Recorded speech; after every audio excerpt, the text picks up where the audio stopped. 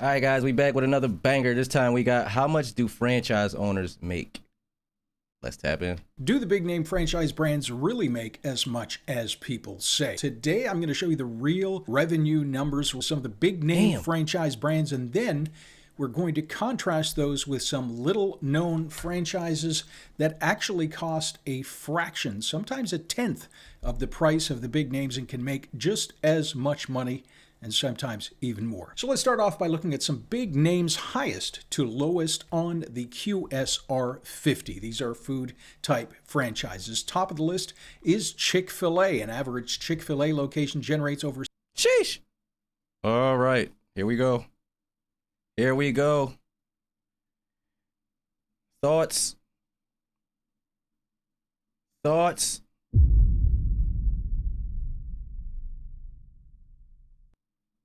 Yeah.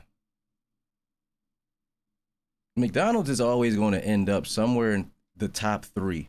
And I'm thinking number one. They're top three, and then they're not three at the same time. You feel me? Like, they have so long of a run.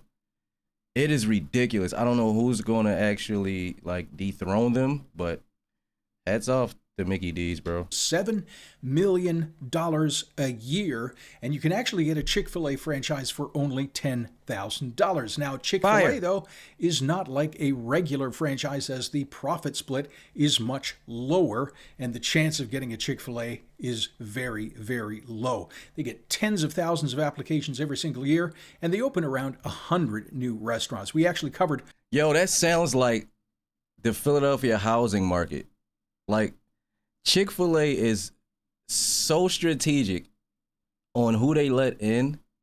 It's like waiting on a property from Section 8 or something like that, bro. It's literal. Like, if they're getting tens of thousands of applicants, but they're only opening hundreds of new locations, maybe 100?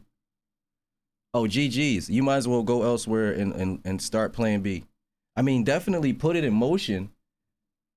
But they're not rushing to get anyone a new franchise, bro. Like, don't hang your hat on Chick-fil-A. Sheesh. I would love a Chick-fil-A. All of the details behind buying a Chick-fil-A franchise in a previous video. I'll post the link above and at the end of the video. Now, who is the lowest on the QSR 50? That distinction goes to Subway. An average Subway restaurant brings in under $500,000. Now, is this 500,000? I'm sure that's what. Okay. $100,000. It's less than 500,000. Okay. They do got comp though. Like, they got comp. It's a lot of other sandwich guys out there that I'd rather go to than Subway. I mean, if we're being honest, I could think of two off the top of my head. Not even going to get, like, Primo's. Excuse me. I'm not even going. Jimmy John. I mean, but, you know, there's guys, like, way ahead of Subway. So, I mean, I get how they got there. Plus, they had some bad business practices throughout the last couple of years. So, I mean, Godspeed, Subway. Hopefully y'all figure it out. There's a year, which may actually sound like a lot of money to a lot of people, but after your rent, your salaries, your taxes, your insurance, all of your other costs related to running a business, many owners have just bought themselves a job. Subway's also closed. Bro, how do you buy a job? That sounds so crazy. Like, that sounds like one of the worst investments you could possibly make. Almost. I mean, it will ensure that you always have a job, but if you're a boss, why are you buying yourself a job of that magnitude? This is where you hire people. Yeah? No? I don't know. Thousands of stores over the last few years. I'll post that link above to the video as well. Your total costs to open a Subway franchise are between $238,000 to $536,000. Now, another popular brand, McDonald's franchise, that's going to cost you between $1.4 to $2.7 million. And remember, none of these costs I give you today include real estate. You might ask, well, $2 million I'm putting in, I don't own the real estate. What am I paying for exactly? Well, here are the... Here's the breakdown. This to me screams headache. Yep. Because a lot of this stuff you have to have before the doors even open, before the ribbon is even cut. Yep, I'm talking up front. This is crazy. Get a great look at it. We're moving on. Break down all of the costs related to opening a McDonald's in 2025. Now, note most of your costs relate to signage, seating, and decor, which can be over $1 million alone. Now, McDonald's, they're going to own the real estate in that case that you're in, and they charge you a monthly rent. But as far as revenue goes, McDonald's not that bad. They're generating over $4 million a year right now. So what about some of the other big food brands? Let's speed things up a little bit here, get you the most information we can from high to low. So Whataburger, average location just under $4 million a year. Chipotle and Shake Shack, doing just over $3 million. An average Popeyes does $1.8 million. Panda Express, $2.5 million a year. And let's look at some of the low ones. You might be surprised. Pizza Hut averages just over $1 million. Hundreds of locations are closing. We covered that in a video. I'll post that above. Little Caesars also not doing well, under $800,000. Papa Murphy's only $667,000. Never even heard of y'all. Smoothie King only $661,000. Smoothie King is so good. I would invest in them, bro. I actually want a Smoothie King. No cap. And Jimmy John's comes in at only Jimmy John's. They are so over Subway, bro. Only $936,000. If I missed any, feel free to leave them in the comments and I'll do my best to get you that information. Or feel free to call franchise inspectors, brokers anytime. We've got all this information on file. Now let's look at some of these much lower investment brands that can still earn millions of dollars. But before we do, here's a question. Why do people buy these lower earning franchises when the investment for a higher earning franchise is about the same? Well, the answer is, in many cases, they simply did not know. Most people, they see a Little Caesars in their town that is busy. They happen to love the food. They call the franchisor that tells them how great this opportunity might be, and they have no idea that for the same investment, they could be making 3 or 4 times the revenue. So always call an expert like a broker before you buy a franchise just to see what else is available. So now, there you have it, guys. Trust no one but a broker before you look to purchase a franchise, man. You heard it. You heard it from an expert. What if you don't have the millions of dollars to invest in a big name franchise, but you want to own a franchise and make some good money? Now, what are the options available for you? Now, you saw in the example with food franchises that you can invest up to $1 million just for your signs and your seating, plus your rent in these cases is very high. And you still won't own the construction side of it, that's a whole nother monster, bro. You need a high traffic location. But a service type franchise, we're talking about businesses like renovation, real estate, painting, even cleaning. These can all be run from a small office, so very low rent. They have much lower startup costs than food, and some of them even generate as much or even more than some of the big name food franchises. For example, an in-home senior care franchise, you hire caregivers who help seniors in their homes. And right now, lots of baby boomers getting older, so it's a growth market.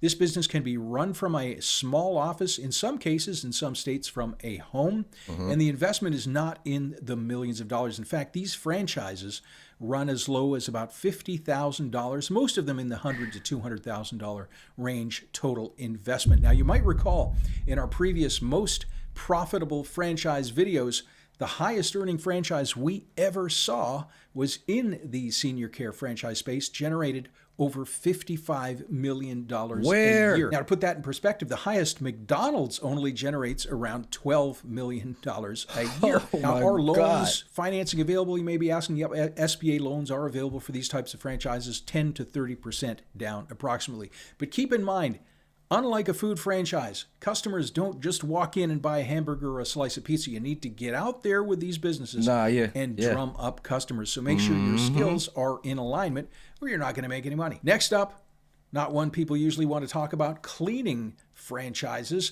This is not a glamorous place like owning a restaurant might be, but they can earn millions in revenue. Bro, cleaning services are so freaking good.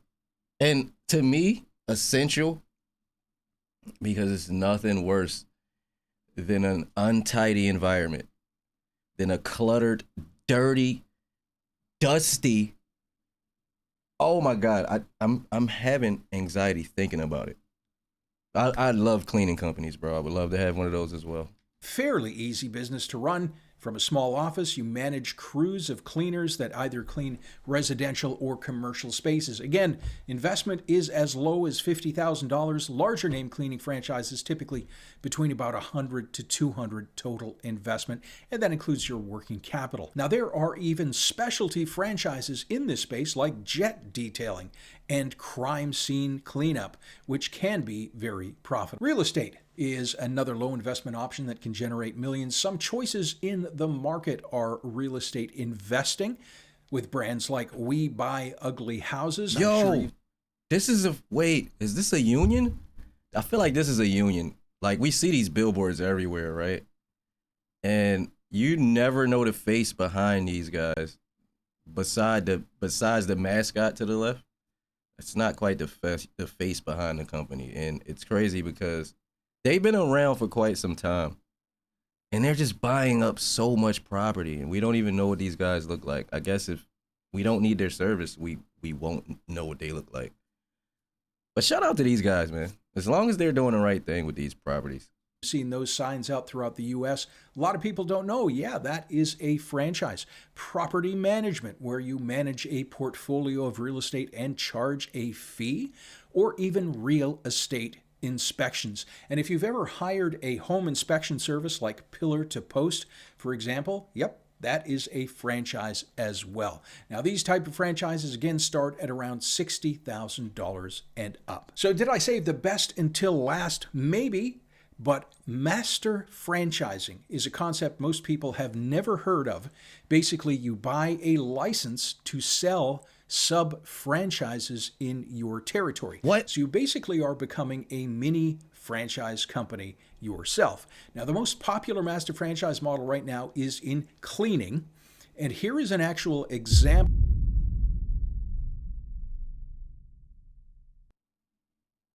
This is cleaning? This is the revenue for cleaning? All right. Of a master franchise cleaning disclosure, you can see the average earnings are $3.3 million. The top producer is over $8 million a year. So in these situations, basically you are acquiring commercial cleaning contracts.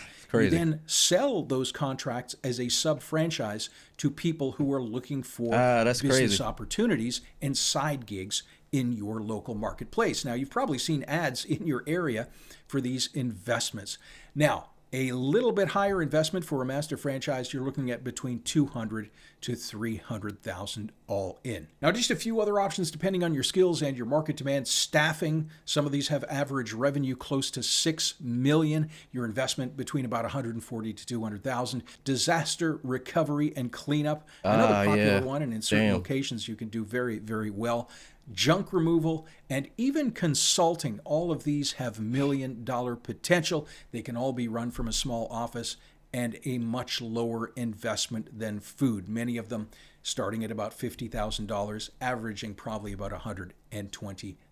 Always give a broker a call before you buy a franchise. We've got hundreds of choices we can show you. We're going to help you find the best one for your situation. I'll place the link above for our page and our franchise education playlist. Hundreds of videos in that. I'll place that link down below. Thanks for watching. I mean, guys, thoughts? This is some pretty S-tier information. This is really upscale. This is to help you guys that are, you know, on the ground still trying to get a boost. If you're looking to be informed on, you know, not maybe the what, but the how, you know, tap into this. This guy's pretty good. We just got a nice little small class on how to start a franchise or where to even look to start a franchise. And once we've come up with that, how to jump into it. Godspeed, guys. I wish y'all the best. We out of here, baby.